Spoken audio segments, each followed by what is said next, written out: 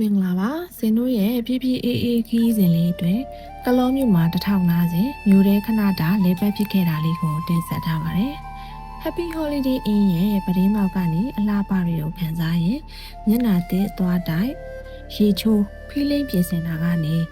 ကလောမနက်ခင်းလေးကိုအစပြုခဲ့ပါတယ်တသားနဲ့တသားပြပြအိမ်မောကြနေတော့လက်အုပ်မှုယူပြီးတော့ကြိုတင်ပြင်ဆင်ထားလိုက်တာပါ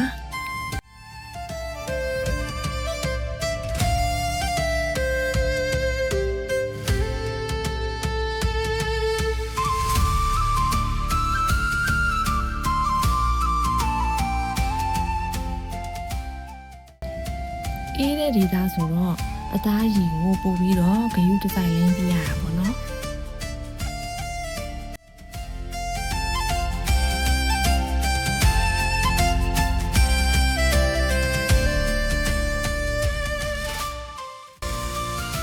သားဖမြောင်မိုးလာလို့ပြင်ကြစင်လာနေမှာတော့စင်ကအပြင်သွားဖို့ ready ဖြစ်နေလာမို့လို့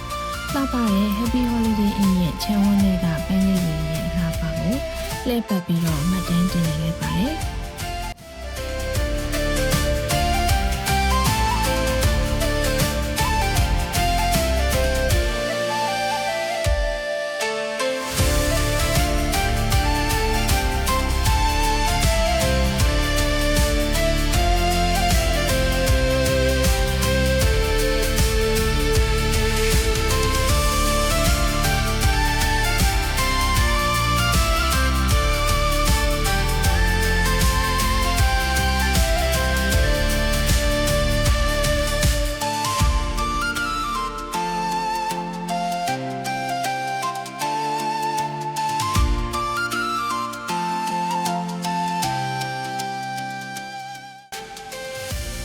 အိမ်သားအားလုံးအစင်းလေးဖြစ်တဲ့အခါမှာတော့ကလောမျိုးမဈေးထဲမှာမနက်စာစားဖို့နဲ့ဈေးဝယ်ဖို့အတွက်ချီတက်ခဲ့ကြပါတယ်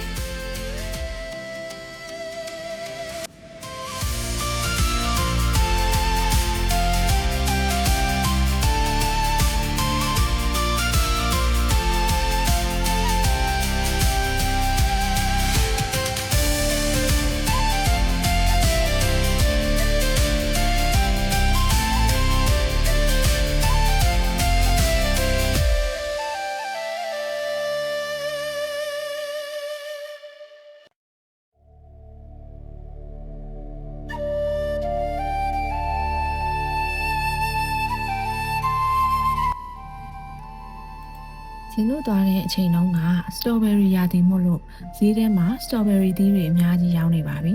။ဒေသအတွက်စားစရာတွေတည်တည်ဝလံတွေပန်းတွေကုန်တွေအားလုံးဟာဝယ်ချင်စရာတွေကြီးပါပဲ။ဇင်တို့ကတော့ shopping မထွက်နိုင်သေးပဲနဲ့မနက်စာစားဖို့ကိုအရင်ဆုံးလုံးပန်းနေကြတာပါ။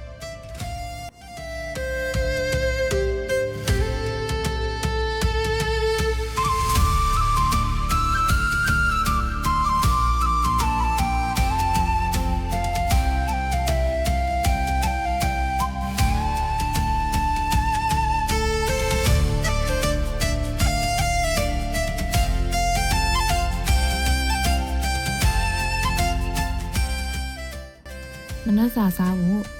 ဆိုင်လေးတွေ့ရောတခါလေဝိုင်းထိုင်ပြီးတော့စားလိုက်ကြတာပေါ့နော်ရှမ်းပြည်က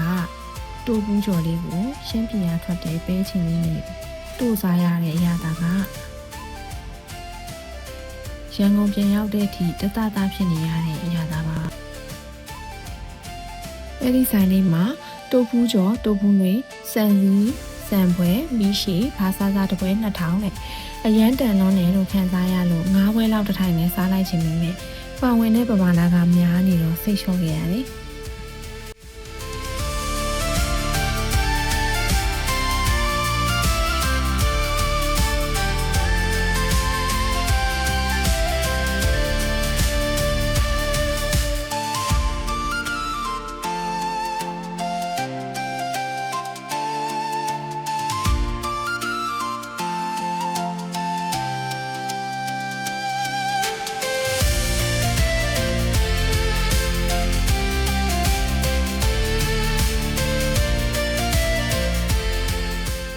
ကဲစားတော့ပြီးတော့ကလောစီထဲမှာခဏတစ်ဖြုတ်စီးခဲ့တယ်ပြီးတော့မှ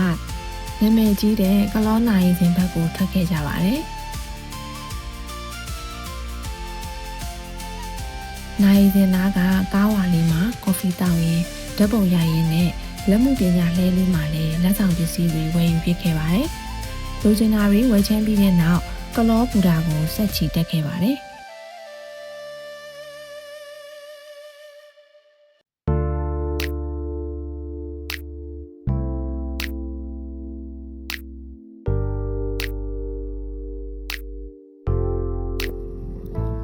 ရထားစီးဖို့အတွက်တော့အချိန်မပေးနိုင်တော့တာကြောင့်ဓာတ်ပုံရိုက်ပြီးပဲပြန်ခဲ့ရပါတယ်။ဓာတ်ပုံရိုက်လို့ဝါတဲ့အခါမှာတော့ကလောမျိုးကနေထွက်ခွာပြီးတော့တောင်ကြီးမျိုးပေါ်ကိုဆက်လက်ချီတက်ခဲ့ပါတော့တယ်။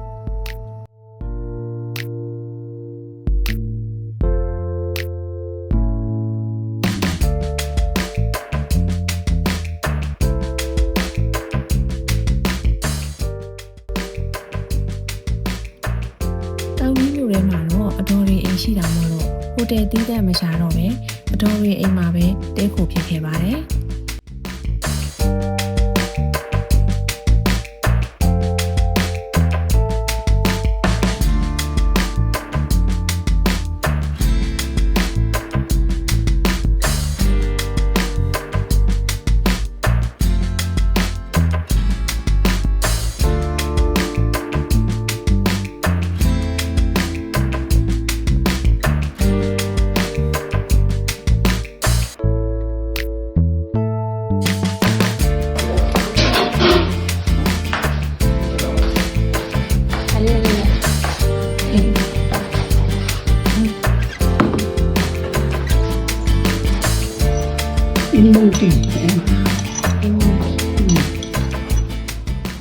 ဒီချက်အရန်တော်တဲ့အတော်ဖြစ်သူကအင်းမုတ်တူတွေတအိုးကြီးချက်ပြီးကြိုးစိုးနေတယ်။ဇင်းတို့လည်းအင်းမုတ်တူတွေအားရပါရစားတော့ပြီးတော့တောင်ကြီးတညတာကိုအတော်မိသားစုတွေနဲ့အတူကုံဆုံးဖြစ်ခဲ့ပါတယ်။